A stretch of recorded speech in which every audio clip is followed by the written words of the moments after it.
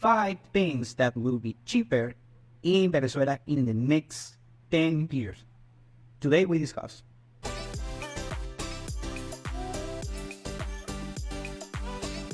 Welcome to Venezuela Insider, the only place in Venezuela for expats, digital nomads, entrepreneurs, investors, travelers, and related internationals. For more information, venezuelainsider.com. As I have explained many times here on the platform, is that the Venezuelan economy, the supply chain, prices overall, and throughout the economy, we have seen a bunch of distortions on the past 10, 15 years, and that particular situation regarding Venezuelan economics has mutating and still mutating today, sometimes for the better, sometimes for the worse. I would say right now is for the better, but with a lot of hiccups on the way. And one of the consequences is something that I have explained many times, is the prices in Venezuela. Venezuela is not cheap at all. Of course, you have to take it with a grain of salt. Venezuela is not expensive like Dubai or Singapore or Switzerland, but it's not gonna be dirt cheap as most people in the West think. Venezuela still, depending on the case, will be a little bit more expensive or a little bit cheaper compared to the other major cities in Latin America, but still is cheaper, and depending on the case, compared to other cities in Latin America, it's kind of an average. Also, you have to do the apples to apples comparison. For instance, Caracas against the major capitals in Latin America, and the second and third cities are going to be rated cheaper compared to Caracas, and you have to compare it with second and third cities in Latin America as well. Now, if you go through the CPI, the Consumer Price Index, Venezuela, and compare to, of course, CPI worldwide and in Latin America, you're going to see things that are going to be cheaper in Venezuela and other things that are going to be more expensive in Venezuela compared to the rest of Latin America.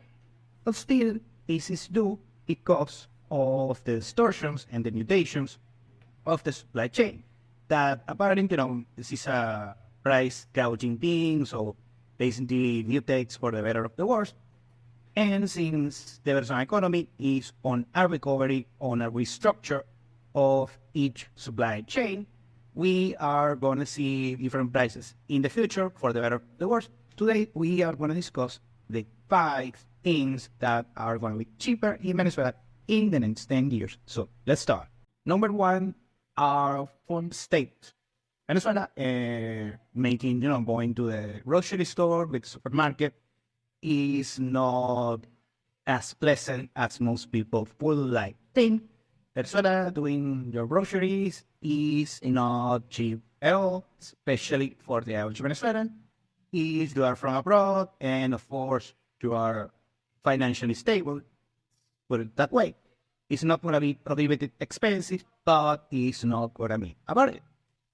Making in Venezuela, actually, in the structure of the average Venezuelan, food staples are on most households the biggest expense, and making ends meet on that regard, of course, it's the most basic thing that you are going to need, of course, on your price structure at any particular household.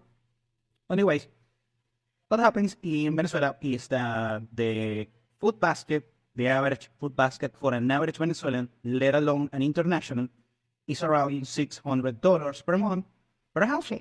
And the reason why this happened, Venezuela is expensive without the production, is that, of course, the policies is, let's say, the past 15, 20 years ago, 20 years ago, let's say, or so, when Hugo Chavez was president, so yes, quote-unquote socialism, there were a lot of controls and disruptions regarding the food suppliers. I'm talking the owners, ranch owners, and cultivating land owners were objective, and that created a lot of frictions and distortions on the food supply chain.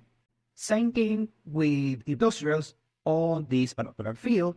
And also, you have to add that Venezuela, during almost 2 decades, let's say since 2003 until 2019 had a draconian capital control, currency control, and that created a lot of distortion throughout the Venezuelan economy overall. And of course, the biggest affected market is the food supply. Everything fell apart starting in 2013, 2014. You start seeing shortages of most of the food and household staples that you had on at each particular grocery store and supermarket and so on. And we had a lot of scarcity that became draconian on 2016 and 2017, and that was, the bottom of the crisis.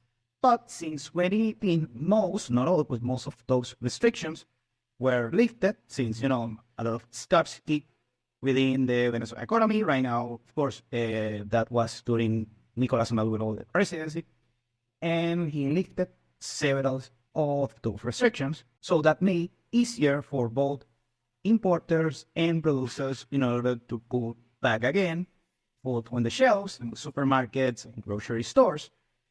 And actually made not only right now, since 2018, basically every supermarket is fully shelf from both international products and domestic products. Now, the main issue comes at the expense of the Dutch population that got very impoverished. Remember, since 2018 is when we halted that 80% GDP collapse, national economy. Of course, the average Venezuelan got very impoverished. Their particular purchasing power got diminished severely. And of course, supply and demand that created a lot of distortions on the food supply chains. Right now, on 2024, what we have is the food. Basically, there is no such thing as scarcity. You can find products from all over the world, including, of course, Venezuelan products. However, right now, producing for the average Venezuelan, I'm talking the Venezuelan food producer, is more expensive because you have, quote unquote, less demand because the average Venezuelan is poor, doesn't have as much purchasing power. And so you have to provide for less people, so your basic fixed costs are the same, but the demand is not there at these particular, let's say, expensive prices. So it's a delicate balancing act between providing food and producing food or importing food at a decent scale, enough, efficiently enough that you can provide such goods and services to the final consumer on a reasonable cost structure and a reasonable price. But in the near future, we are going to see such products that are going to be cheaper and more affordable for the average Venezuelan because, of course, the supply is going to be there. The demand, of course, is that is the most basic product that any human being can demand. Also, a lot of competition is going to be more competition. We have a bunch of competition right now because we don't have way more competition, more efficiency on the supply chain, also more scale. That's very important. I mentioned this a lot. And not only this doesn't come from myself, but also the most brilliant Venezuelan economists, and I agree with most of them. Anyways, the main issue is since in the next 10 years, we are going to see less mutation, more stability that we had since 2018, 2019. And the bottom line will be that we will have more scale, a little bit better purchasing power for the average Venezuelan, and hence the local producer or importer or seller, of course, the owner of this particular grocery stores and supermarket, they're going to be more confident in order to increase scale and hence a better and more competitive final price for the average consumer. Number two are new cars and used cars as well. Something this is a complex issue for the average Venezuelan is that cars in the country are very, very expensive. So I'm talking that you can find 10 and 15-year-old cars basically at the price of brand new cars for international standards. And I mean, they're running gags and running jokes, anything like that. And also many people that resell cars or they have a particular structure regarding a business, regarding used cars, they charge a premium for whatever it might be the case, a brand new car or a used car. The reason why the cars are so expensive in Venezuela is first the tariffs and taxes in order to bring cars in Venezuela. The legislation is very, very old and also draconian, and that came way before the Chavismo, actually, since 40 years ago or so, since the late 70s, early 80s. When back then, the government back then, and they were very protectionist for the local producer. Back then, we had basically most of the Venezuelan car producers, they have a factory, an assembly line here in the country. And what happened is importing cars was very, very, very expensive. Basically, you pay the car twice, and half that price was only on taxes and tariffs. And then when the Chavismo arrived, a few years after the Chavismo arrived, there were a lot of policies regarding capital controls, currency controls, price controls, and so on, that made very, very expensive for the local producer and importer in order to get the car and in order to sell it to the final consumers. Very good on that. However, also many of the producers and sellers of those particular cars, also they were charging very hefty premium and very tricky particular commercial practices in order to sell those cars at a premium, and also with a lot of corruption involved for these particular entities, of course, trying to make ends meet on this very distorted economy. So basically, between 2008 and 2012, new car production basically halted on the Venezuelan economy, and also importing cars. There were very, very, very few cars imported back then, and the few ones were on a hefty premium. I recently published on my newsletter that the Venezuelan car fleet needs around 700,000 new units in order to make it, in order to renew a particular Venezuelan car fleet. Right now, the average car in Venezuela is around 20 years old, so it's very prone to car damage and also engine failure. So that creates a lot of inefficiency, both on the public sector and the private sector, but also on the companies and private, of course, investing, but also on every household. You have a bunch of car accidents on the highway and that mess up because the cars are too old. So in order to renew this particular issue, that's one of the biggest issues in Venezuela, is that we need new cars, but the supply is catching on. Many manufacturers, a handful of Western manufacturers, I'm not going to mention most of them, but also manufacturers from China are providing brand new cars on reasonable prices for the Venezuelan market. And this is something unheard of until last year. So basically, this is a newborn process that's going to take time. And the other issue is that the average Venezuelan doesn't have the purchasing power in order to get new car. And also to have to add that we still have this particular tariff against imported cars.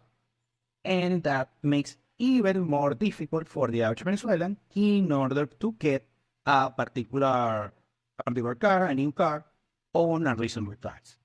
Also, you have to add that financing in Venezuela is next to impossible. However, since this year, basically months ago, we are having the opportunity, many financial institutions and also the same car suppliers are putting reasonable standards of financing in order to get a new car for the average Venezuelan. But still, we are in a situation where only the top 10%, top 20% of Venezuelans are the only ones that can even attempt to get a new car right now. But the bottom line is that the demand is still there for the Venezuelan market, and also the supply is increasing exponentially since a year ago or so, and also the financing in order to purchase such new cars are there. So the tendency right now is bullish, is positive for the auto market here in Venezuela. So in the next 10 years, we're going to see more supply, more demand, more real chasing power for the Venezuelan consumer. So we are poised to have more reasonable price cars, new cars in Venezuela on the near future. Number three are restaurant prices. If you go out here in Venezuela, might tell that eating out, dining out in Venezuela is actually expensive. Not only compared to other Latin American nations, but even compared with Western nations. And why? Why is that?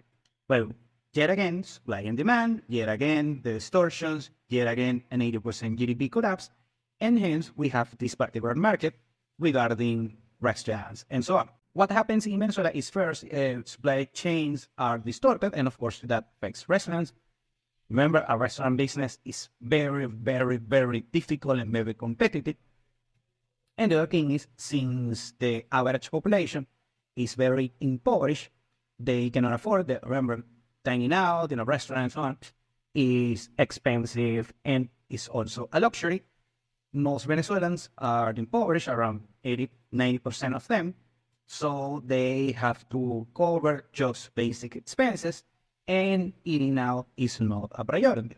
I also explained that we have a lot of inequality. Venezuela is one of the most unequal nations in the world. I explained the Gini coefficient already many times. And what happened is just a handful of people have a very excessive purchasing power. The end result right now, the status quo right now for the restaurant market is that the stratas of each particular restaurant, what should be considered a low-end restaurant, is charging a premium in order to offer their goods and services, of course, because it's less real demand, because there is less purchasing power of what it should be going on. Very good. But the Venezuelan purchasing power is slowly, steady recovering, and also there are more competition, there is more demand, and we are seeing more and more and more supply. It's very difficult for the average restaurant owner, but they have the challenge in order to offer, of course, cheap food at cheap prices.